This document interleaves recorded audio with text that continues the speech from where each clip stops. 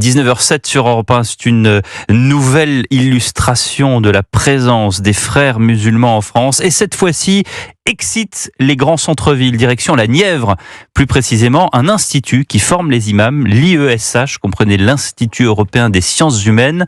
C'est à Saint-Léger de Fougeray, un établissement dans le viseur des autorités. Il a été perquisitionné ce matin.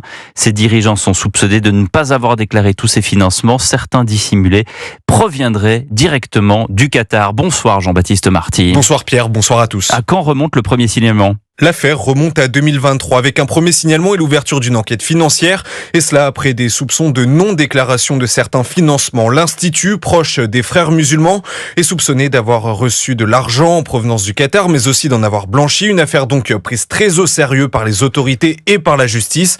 En témoigne la présence de la représentante du parquet de la Nièvre lors des perquisitions. Le parquet qui d'ailleurs évoque une opération de perquisition très fructueuse. Des documents comptables ont notamment été saisis. En cause également les responsables de l'établissement, eux aussi perquisitionnés. Des dirigeants qui pour certains sont présents depuis la création de l'Institut dans les années 90.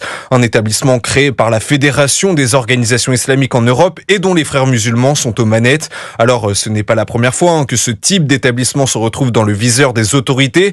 L'Institut de Paris-Saint-Ouen, qui appartient à la même fédération, avait fait l'objet d'une enquête en 2020 pour là aussi des soupçons de financement opaque. Merci Jean-Baptiste Marty du service police-justice d'Europe 1.